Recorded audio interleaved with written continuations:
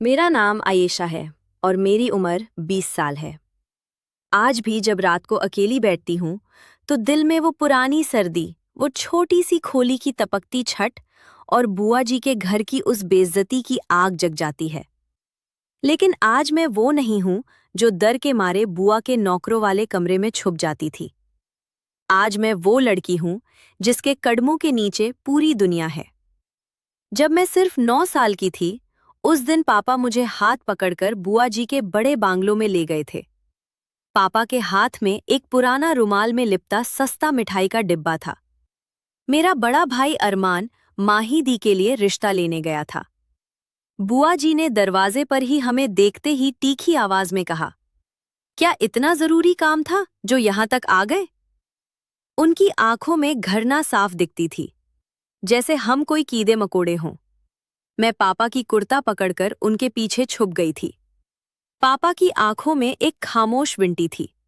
वो जानते थे कि हम एक बड़ी दीवार लांग कर आए हैं, गरीब और अमीर की दीवार। घर लौटकर मैंने देखा मेरा भाई अरमान पुराने फैन के नीचे बैठा दीवार को तकता रहता था। घर की एक ही बल्ब की रोशनी भी कमजोर थी। उसी हल्की सी रोशनी में अरमान की आंखों में आंसू थे। वो माही दी से सिर्फ प्यार चाहता था, कुछ बड़ा सपना नहीं। लेकिन वो छोटा सा सपना भी हमें माही दी की चमकती दुनिया से बाहर फेंकने वाला था। पापा छोटे से ऑफिस में क्लर्क थे। तनख्वाह इतनी कम कि घर मुश्किल से चलता था। फिर भी उनके दिल में अरमान के लिए राजकुमार जैसा प्यार था। रिश्ते की बात करने से पहले रात मैंने अरमान भाई को देखा था। वो अपनी पुरानी शर्ट को बार बार साफ कर रहा था, जिसमें दाग थे। उसने मुझसे कहा था, आयशा, मेरे लिए दुआ करना, ये मेरा सब कुछ है। अगली सुबह पापा ने अपनी आखिरी बचते से गली की सस्ती दुकान से मिठाई खरीदी और उससे साफ कपड़े में लपेट लिया। हम दोनों पैदल ही बुआ जी के घर गए। हर कदम पर पापा का हौसला टूट रहा था और मेरे छोटे दिल में डर बढ़ रहा था। बादे लोहे के गाते पर नौकर ने हमें देखा और गोदाउन के पास टूटी कुर्सियों पर बैठने को कहा। बुआ जी और फूफा जी शीशे की खिड़की से हमें देखते रहे। बुआ जी आने में 20 मिनट लगाकर आई और बिना मुस्कुराए बोली, हाँ बोलो, क्या काम है? पापा ने काते हाथों से मिठाई का डिब्बा रखा और बोला, बहन, अरमान के लिए माही का रिश्ता लाया हूं। बुआ जी ने डिब्बे को एक नजर देखा और जोर जोर से हंस पड़ी। उनकी वो कर्कश हंसी आज भी मेरे कानों में गूंजती है। वो बोली, अरमान, वो बेकार लड़का जो 2 पैसे की नौकरी भी नहीं कर पाता। भैया, शर्म नहीं आई? हम माही के लिए बड़े अफसर या बिजनेसमैन ढूंढ रहे हैं। तुम्हारी औकात और हमारी सोच में जमीन आसमान का फर्क है। उसी पल फूफा जी ने आकर मिठाई का डिब्बा उठाया और जमीन पर फेंक दिया। ये सस्ती चीज उठाओ और यहां से निकल जाओ, आगे मुंह मत दिखाना। मैं और पापा पत्थर बन गए। पापा की आंखों में आंसू थे। हम चुपचाप वापस आ गए। घर पहुंचते ही अरमान भाई को सब पता चल गया। वो कुछ नहीं बोला, सिर्फ कमरे में घुसकर दरवाजा बंद कर लिया। उस रात उसके कमरे से कोई आवाज नहीं आई। आधी रात को मुझे हल्की सी धपकी सुनाई दी। मैं डरती हुई उसके कमरे गई। पापा ने जोर से धक्का मारा और दरवाजा टूट गया। अरमान जमीन पर बेहोश पड़ा था। हाथ में खाली कीटनाशक की बोतल थी। हमने उसे क्लिनिक पहुंचाया। डॉक्टर ने जान बचा ली, लेकिन उसकी उदासी नहीं गई। पापा का दिल टूट गया। अगली सुबह मुझे तेज धड़के की आवाज आई। पापा बिस्तर के पास जमीन पर पड़े थे। चेहरा नीला पड़ चुका था। दिल का दौरा। पापा हमें छोड़कर चले गए। उसके बाद अरमान भाई ने मुझे एक पुरानी डायरी दी और बोला, आयशा, अपना ख्याल रखना। मैं तब तक नहीं लौटूंगा जब तक मेरे पास वो सब ना हो जो माही के घर वालों की नज़र में औकात कहलाता है। वो चले गए। मैं 10 साल की अकेली रह गई उस टूटे घर में। तीसरे दिन बुआ जी अपनी चमकती गाड़ी में आई। नाम का रोना रोया, फिर बोली, बेचारी आयशा यहाँ अकेली क्या करेगी? मैं इसे अपने साथ ले जाऊंगी। उनके हर शब्द में एहसान का जहर था। मुझे पता था ये दया नहीं, मुफ्त का नौकर चाहिए। लेकिन मैं चुप रही, क्योंकि मेरा बदला उन्हीं के घर से शुरू होना था। बुआ जी मुझे ले गई। मुझे सीधा किचन के पीछे नुकारों वाले छोटे कमरे में डाल दिया। वही मेरी जेल बन गई। दिन भर झाड़ू, पोछा, बर्तन। रात को छत से टपकता पानी मुझे पापा और भाई की याद दिलाता। अनिका, बुआ जी की छोटी बेटी, मुझे रोज टांगती। एक दिन उसने अपने महंगे जूते मुझे साफ करने को दिए।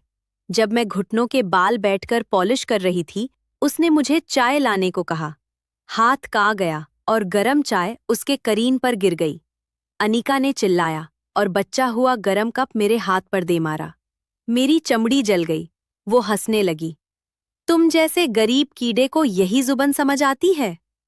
उसी रात मैं चुपके से बाहर निकली और यूपीएस के पुराने बुक्स खरीद लाई। मैं ने दनली थी, मैं ईआईएस बनूंगी। अनिका का गुरूर चुर करूंगी और फिर उसी से रिश्ता लेकर उसका बदला लूंगी। पढ़ाई बहुत मुश्किल थी। दिन भर थका के बाद रात 2 बजे बाथरूम के छोटे बल्ब के नीचे खड़े खड़े पढ़ती थी, फ्लश टैंक पर बुक्स रखकर। सालों तक यही सिलसिला चलता रहा। किसी को पता नहीं चला। बुआ जी और अनिका को लगता मैं सिर्फ उनका नौकर थी। जब प्रीलिम्स आए तो मैंने माँ की आखिरी सोने की अंगूठी बेच दी। वो पापा की याद थी, लेकिन बदले की आग बड़ी थी। एग्जाम दिए, रिजल्ट आया, मैं स्टेट टॉपर, असिस्टेंट कमिश्नर बन गई। लेकिन मैंने किसी को नहीं बताया। मैंने प्लान बनाया। एक अमीर वकील के थ्रू अनिका के लिए बड़े असिस्टेंट कमिश्नर का रिश्ता भेजा। बुआ जी खुश हो गई। मुल्कत का दिन फिक्स हुआ। उस दिन मैं पुराने फेटे कपड़ों में घर गई। अनिका ने मुझे अपने जूते पॉलिश करने को दिए और बोली, आज बड़े लोग आ रहे हैं, तुम्हारी औकात यहीं तक है। मैं मुस्कुराई और चुपचाप काम करती रही। फिर टाइम आया। मैं क्वार्टर में गई, यूनिफॉर्म पहनी, बाल सेट किए। बाहर मेरी ऑफिशियल गाड़ी, पायलट जीप, सिक्योरिटी सब रेडी थी। जब मैं सायरन बजाती हुई घर के अंदर घुसी, पूरा घर हिल गया। ड्राइंग रूम में अनिका हाथ में फूलों का गुलदस्ता लिए खड़ी थी। मुझे देखकर उसके हाथ से गुलदस्ता गिर पड़ा। बुआ जी की आंखें फट गई। मैं सोफे पर बैठ गई, पैर पर पैर चढ़ाकर बोली, बुआ जी, ये कोई मजाक नहीं। मैं वो असिस्टेंट कमिश्नर हूं जिसका रिश्ता आपने इतनी खुशी से कबूल किया था। अनिका पत्थर बन गई। मैंने उसकी तरफ देखा और शांत आवाज में बोली, अनिका, कुछ घंटे पहले तूने मुझसे अपने जूते चमकाए थे। आज वही हाथ तेरे सामने असिस्टेंट कमिश्नर के यूनिफॉर्म में बैठा है। फिर मैंने सारी पुरानी बातें एक एक करके बता दी। पापा का अपमान, मिठाई जमीन पर फेंकना, अरमान भाई का जहर खाना, मेरा हाथ जलाना, सालों का जुल्म। आंखों में आंसू थे, लेकिन आवाज में जोर था। मैं शादी का रिश्ता लेकर नहीं आई। मैं सिर्फ ये दिखाने आई हूं कि जिस अनाथ लड़की को तुमने नौकर समझकर रोंदा, वो आज तुम सबसे ऊपर खड़ी है। मैं खड़ी हुई, विजिटिंग कार्ड टेबल पर रखा और बोली, मुझे तुम्हारे परिवार से कोई रिश्ता नहीं चाहिए। बस आज तुम्हारी असली औकात दिखा दी। मैं पीछे मुड़ी और अपने गार्ड्स के साथ बाहर निकल दी। पीछे सिर्फ सन्नाटा और पछतावा रह गया। बुआ जी बेहोश हो गई। अनिका का घुरूर चुर हो गया। उस दिन के बाद मैंने अरमान भाई को ढूंढ निकाला। वो एक छोटे गांव में स्कूल टीचर बनकर रहते थे। जब वो मुझे यूनिफॉर्म में देखकर गले लगा, दोनों रोए। बदले की आग अब शांत हो चुकी थी। आज मैं एक बड़ा एनजीओ चलाती हूँ गरीबों के लिए।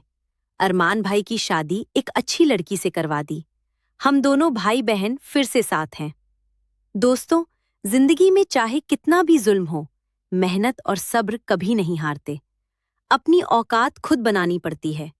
जो लोग आज तुम्हें रोने देते हैं, कल वही तुम्हारे कदमों में होंगे। अगर ये कहानी दिल को छू गई हो तो लाइक जरूर कर देना, चैनल सब्सक्राइब कर लो और बेल आइकन दबा दो ताकि अगला इमोशनल सागा सबसे पहले आप तक पहुंचे। अपना ख्याल रखना। मिलते हैं अगले सफर में।